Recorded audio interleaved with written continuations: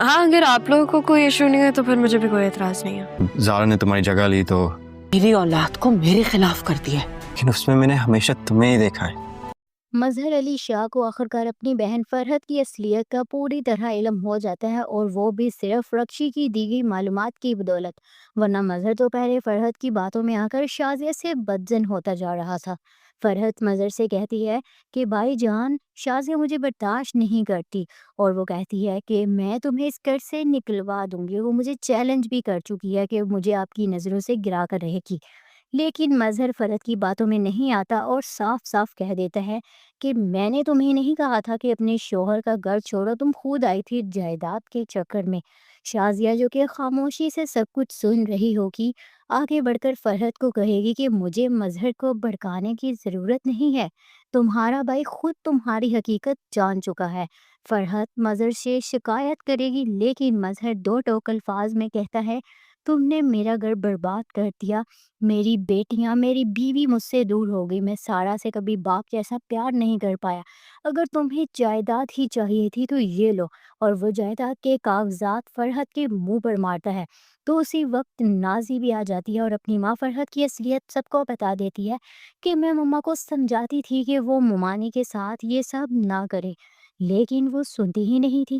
فرحت غصے میں آ کر نازی کو تھپڑ دے مارتی ہے، جس پر مظہر غصے میں کہتا ہے جو عورت اپنی اولاد کی نہیں ہو سکتی وہ میری کیا ہوگی. اور پھر دوسری طرف منور کو جس لڑکی نے جوس میں زہر دے کر مارنے کی کوشش کی، وہ شکر ہے بچ نکلتا ہے. راستے میں رکشی کے فرید ماموں اس کی جان بچا کر اسے ہاسپٹل لے جاتے ہیں. منور پھر رکشی سے معافی مانگتا ہے کہ مجھے معاف کر دو، میں نے تمہارے ساتھ اچھا نہیں کیا. اور رکشی حیران ہو کر پوچھتی ہے کہ یہ سب ہوا کیسے آخر. منور بھی بتایا گیا کہ وہ لوگ باہر کے ملکوں میں انسانوں کے آرگن بیچتے ہیں. وہ لڑکی جب شک کرتی ہے کہ منور نے سب سن لیا ہے تو مرزا کو کال کر کے کہتی ہے کہ منور کو اغوا کرنا پڑے گا. منور سمجھ آتا ہے کہ کوئی چال ہے، لیکن چالاکی سے پولیس ساتھ لے جاتا ہے اور وہاں مرزا اور لڑکی نہیں ہوتے، صرف کرائے کے لوگ ہوتے ہیں جو کہتے ہیں کہ ہمیں صرف تصویریں دکھا کر پیسے دیے گئے تھے.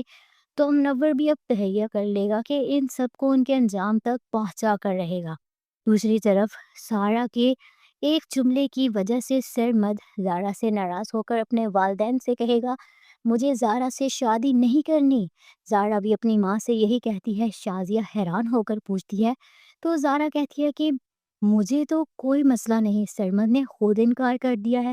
لیکن سارا پھر خود ہی سرمد کو کال کر کے غلط فہمی دور کر دیتی ہے، اور فرحت شازیہ کو کہتی ہے کہ میرا بھائی تو میری مٹھی میں ہے، میں کہوں گی تو طلاق دے دے گا تمہیں فوراً.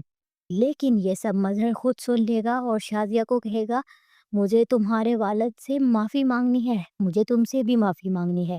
شازیہ انکار کرتی ہے، لیکن زارا کہتی ہے مما ہم بابا کے ساتھ چلیں گے نا. سرمد خود آ کر مظہر سے زارا کا ہاتھ مانگے گا اور پھر مظہر مان بھی جائے گا. عادل بھی اب سارا سے اپنے سچے دل کا اظہار کرتا ہے کہ میں زارا میں بھی تمہیں ہی دیکھتا تھا.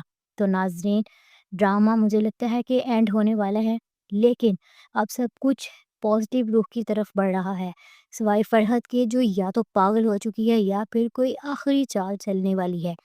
تو آپ کو کیسا لگا کمنٹ میں ضرور بتائیں. Bye bye.